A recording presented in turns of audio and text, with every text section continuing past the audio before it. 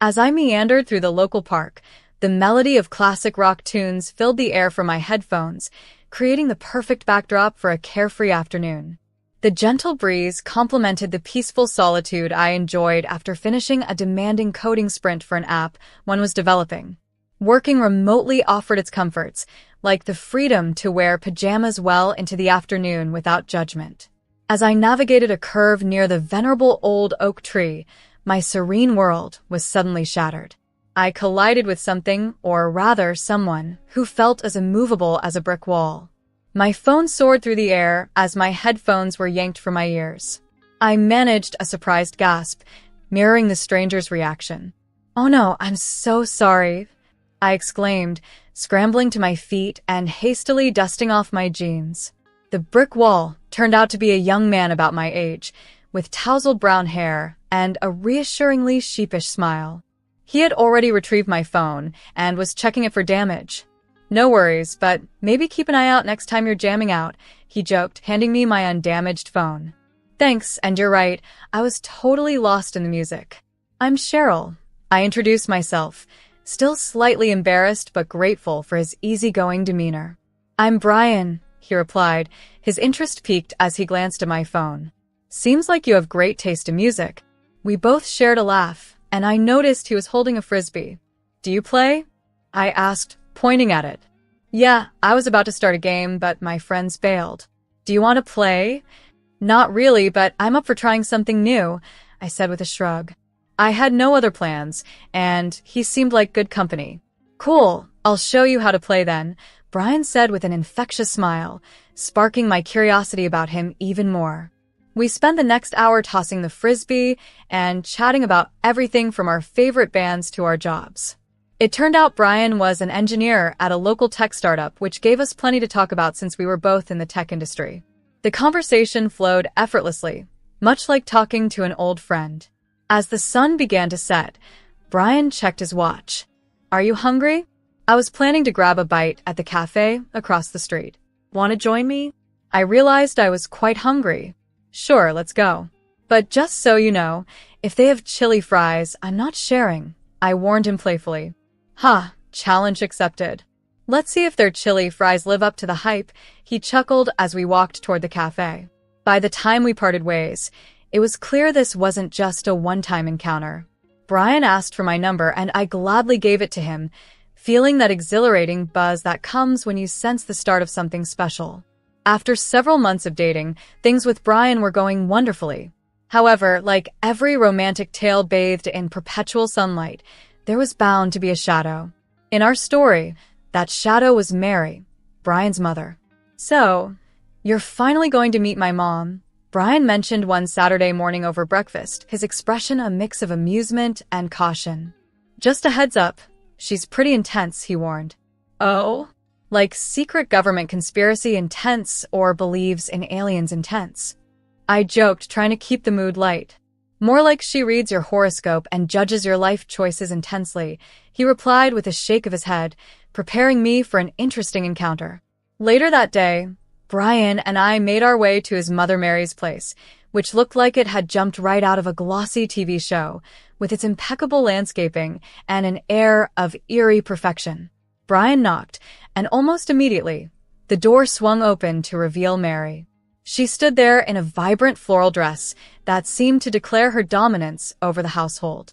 "Brian, and you must be Cheryl," Mary said, sizing me up as if I were an exhibit in her personal museum. Come in, come in." Stepping inside, I felt like I had been transported back to the 1960s. The living room was a shrine to that era's decor, complete with a massive bookshelf brimming with astrology books and, believe it or not, a crystal ball perched on the coffee table. Without wasting a moment, Mary turned to me, her curiosity barely contained. "So, Cheryl, when's your birthday?" she inquired the moment we settled onto her vintage floral couch. "April 19th, I replied, slightly thrown off by her abrupt dive into astrology. "Aries, huh? She murmured, brow furrowed as she consulted one of her many books. "And Brian here is a Pisces. Not the best match, astrologically speaking, you do know that, right?"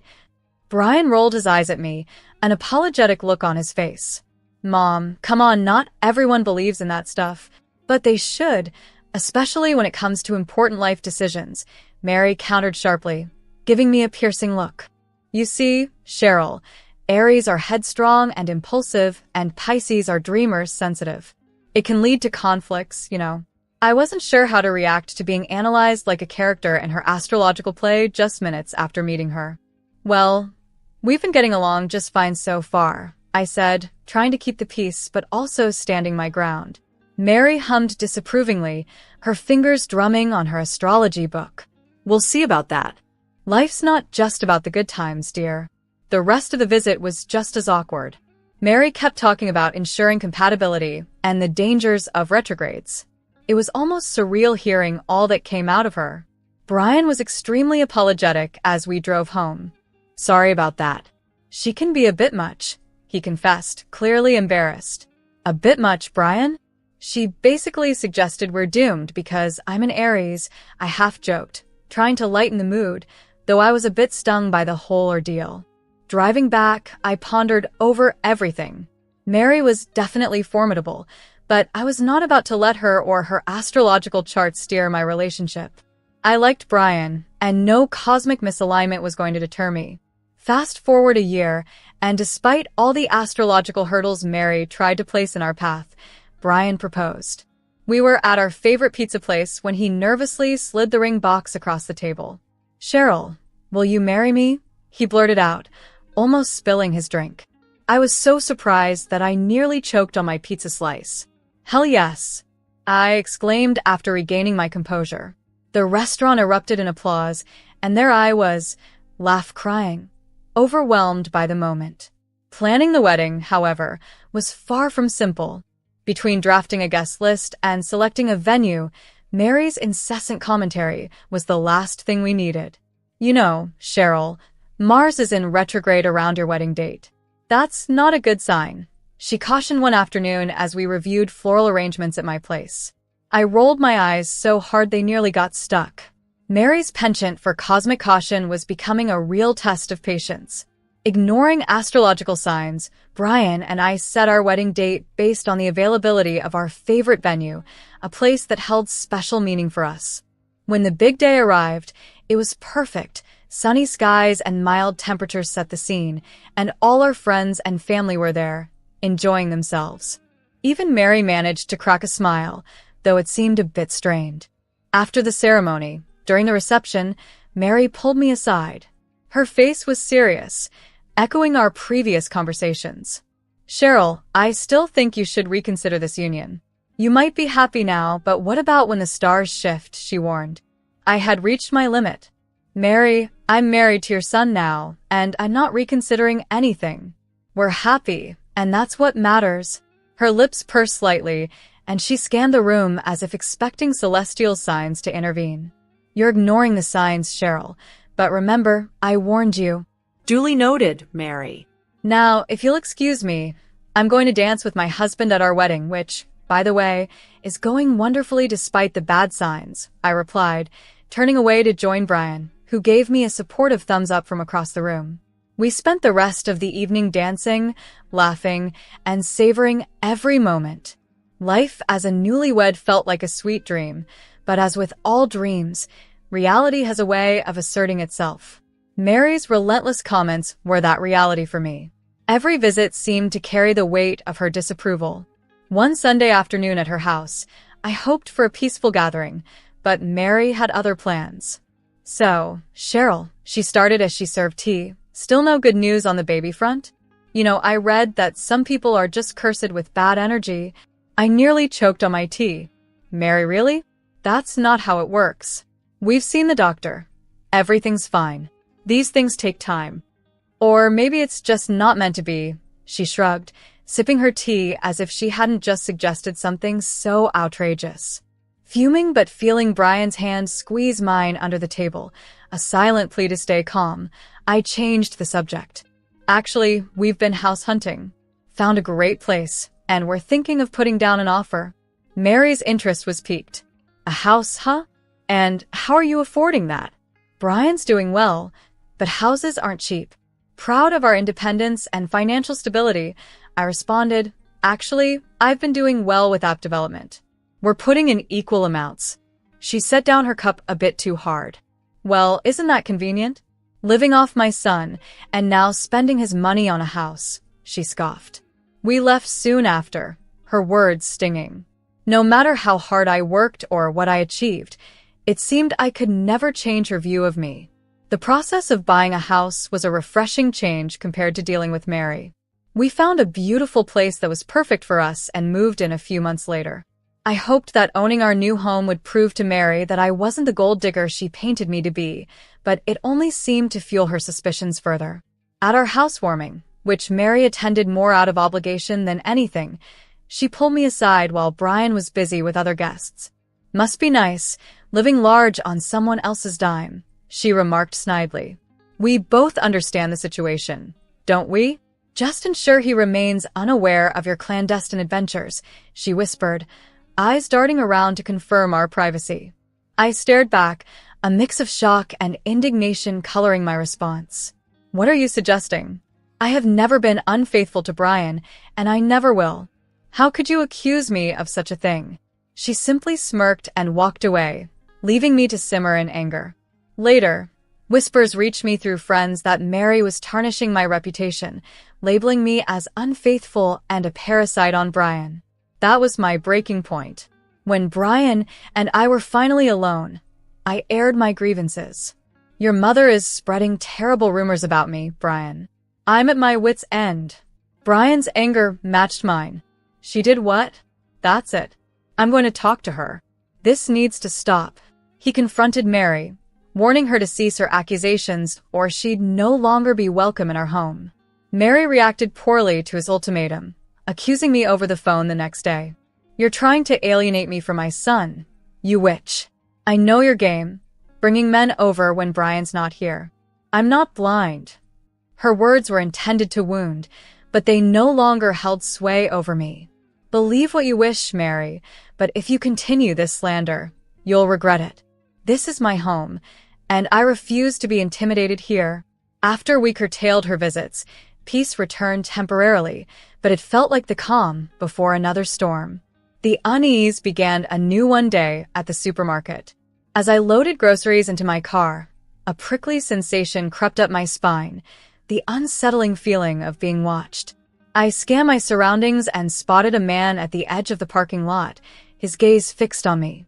Although it felt odd, I dismissed it as paranoia. However, the feeling persisted. Days later, at a cafe near our home, the same man was there again, feigning interest in a newspaper but clearly observing me. My pulse quickened. Was I being followed? When I spotted him a third time, standing across the street from our house, panic set in. This was no coincidence. He was tracking me. That evening, I confided in Brian. There's this man I keep seeing around, and it feels like he's following me. Brian was concerned, but suggested a rational approach. Are you sure? Maybe you're just stressed. Why not take a few days off? Do some yoga, relax? Though skeptical, I agreed to try. I resumed my yoga and meditation, hoping to ease my mind, but the sense of being watched persisted. Finally, unable to shake my suspicions, I returned to the supermarket. As predicted, he was there. Confronting him, I demanded answers, phone camera at the ready. Why are you following me? Who are you? He seemed startled and tried to leave, but I was quicker, snapping pictures. I've called the police. I lied, provoking a panicked response. Wait, listen, I'm not here to harm you. I'm a private investigator. I can't disclose more. Later, in our house parking lot, Brian demanded the truth, physically restraining him. Talk now, or I'm calling the cops. Under pressure, he confessed. Look, I was hired by your mother. She wanted evidence of infidelity, but I swear I found nothing. There's nothing to find, Brian exclaimed as he dialed Mary's number. Mom, why on earth would you hire someone to follow Cheryl? Don't show up at our house again. You're not welcome anymore. The next day, Brian was a whirlwind of action, installing security cameras around our home. With stunts like these, who knows what else she might try, he said, his words tinged with frustration. After the unsettling events with Mary and the unsettling private investigator, Brian proposed the perfect antidote, a vacation just for the two of us, away from the turmoil. We found ourselves in a quaint beach town, surrounded only by the soothing sounds of waves and seagulls. It was the ideal retreat. For the first time in ages, I relaxed under the sun with a book, free from prying eyes or hidden motives. When we returned home, I carried with me a newfound peace, which only deepened when I discovered something miraculous. I was pregnant. After years of trying and enduring Mary's harshness, it had finally happened. But with the joy came a fierce protectiveness. Considering Mary's recent behavior, the last thing I wanted was to expose our newfound happiness to any risk. We chose to keep the pregnancy a secret, especially from Mary.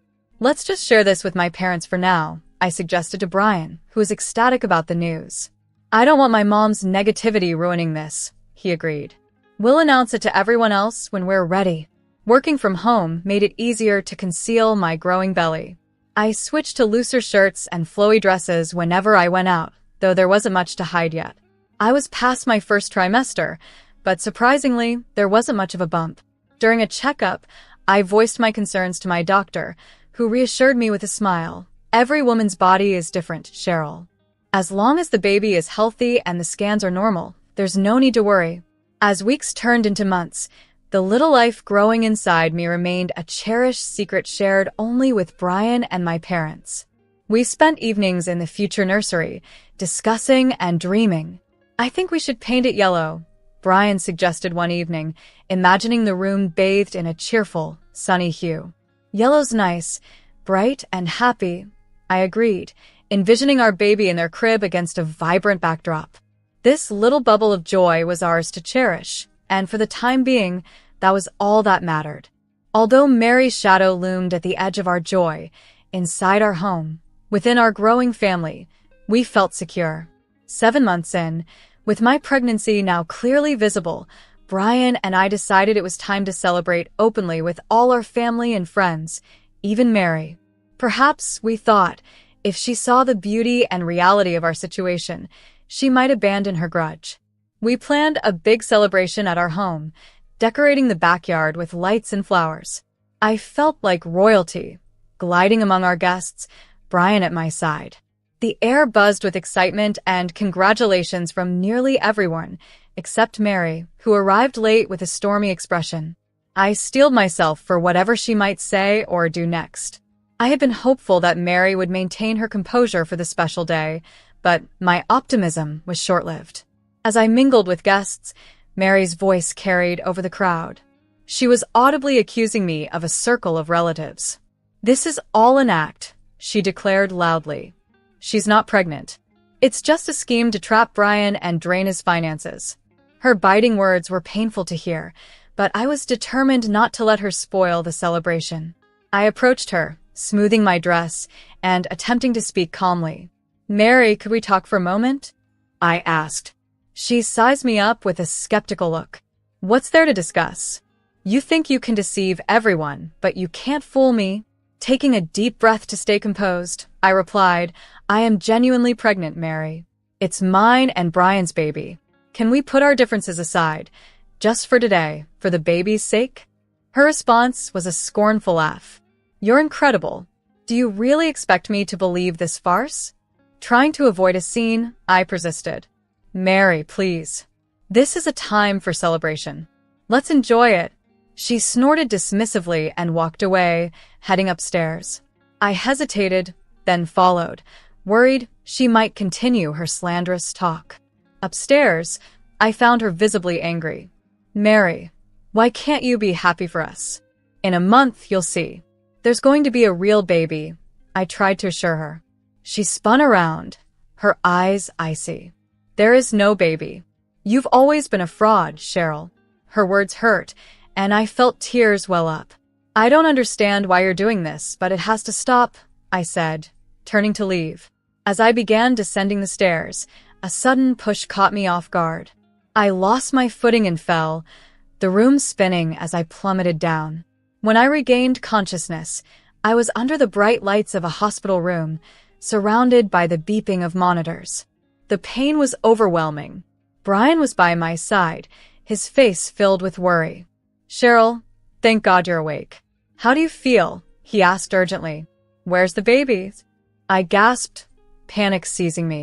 Brian's expression grew even more concerned as he held my hand tightly. "They had to induce labor after your fall. He's on life support but fighting hard," he explained softly. Tears streamed down my face as I struggled to speak. "Is he going to be okay?" "They're doing all they can," Brian reassured me, wiping away my tears. The memory of the fall haunted me. Being shoved, the terror of the tumble, and Mary's face just before I turned to descend the stairs. "Brian," I said, my voice stronger despite the fear. Mary pushed me. "She did it." Brian looked pained and confused. "No, Cheryl. It must have been an accident." "It wasn't," I insisted, frustration mounting. "Please check the cameras." He nodded, standing with a heavy heart and leaving to check. After a tense wait, he returned, his face ashen. "I saw it," he said quietly. "You were right. The video confirmed everything. My mom pushed you," Brian said, his voice strained as he dialed the police.